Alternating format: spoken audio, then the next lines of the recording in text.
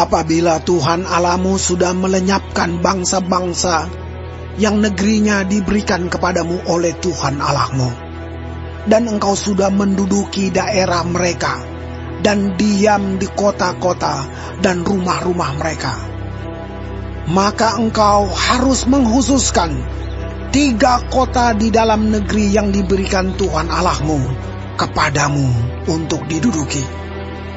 Engkau harus menetapkan jauhnya jalan dan membagi dalam 3 bagian wilayah negeri yang diberikan Tuhan Allahmu untuk dimiliki olehmu, supaya setiap pembunuh dapat melarikan diri ke sana. Inilah ketentuan mengenai pembunuh yang melarikan diri ke sana dan boleh tinggal hidup. Apabila ia membunuh sesamanya manusia dengan tidak sengaja dan dengan tidak membenci dia sebelumnya. Misalnya, apabila seseorang pergi ke hutan dengan temannya untuk membelah kayu, ketika tangannya mengayunkan kapak untuk menebang pohon kayu, mata kapak terlucut dari gagangnya, lalu mengenai temannya sehingga mati. Maka ia boleh melarikan diri ke salah satu kota itu dan tinggal hidup.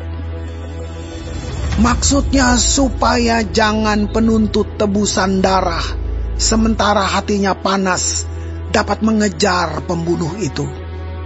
Karena jauhnya perjalanan menangkapnya dan membunuhnya, padahal pembunuh itu tidak patut mendapat hukuman mati, karena ia tidak membenci dia sebelumnya. Itulah sebabnya aku memberi perintah kepadamu.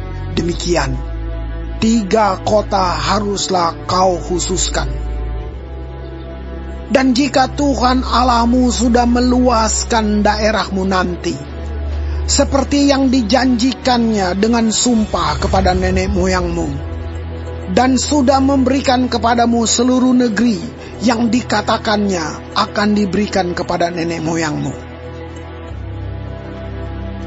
Apabila engkau melakukan dengan setiap perintah ini, yang kusampaikan kepadamu pada hari ini, dengan mengasihi Tuhan Allahmu, dan dengan senantiasa hidup menurut jalan yang ditunjukkannya, maka haruslah engkau menambah 3 kota lagi kepada yang 3 itu, supaya jangan tercurah darah orang yang tidak bersalah di negeri yang diberikan Tuhan Allahmu kepadamu menjadi milikmu, dan hutang darah melekat kepadamu.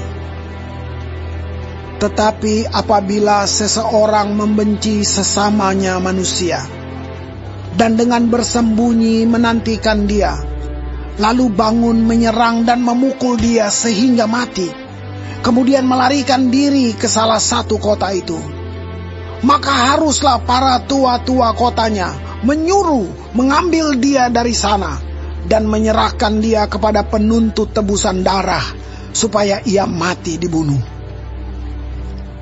Janganlah engkau merasa sayang kepadanya. Demikianlah harus kau hapuskan darah orang yang tidak bersalah dari antara orang Israel, supaya baik keadaanmu. Janganlah menggeser batas tanah sesamamu yang telah ditetapkan oleh orang-orang dahulu di dalam milik pusaka yang akan kau miliki di negeri yang diberikan Tuhan Allahmu kepadamu untuk menjadi milikmu. 1 orang saksi saja tidak dapat menggugat seseorang mengenai perkara kesalahan apapun atau dosa apapun yang mungkin dilakukannya. Baru atas keterangan 2 atau 3 orang saksi, perkara itu tidak disangsikan. Apabila seorang saksi jahat menggugat seseorang untuk menduduh dia mengenai suatu pelanggaran, maka kedua orang yang mempunyai perkara itu haruslah berdiri di hadapan Tuhan, di hadapan imam-imam dan hakim-hakim yang ada pada waktu itu.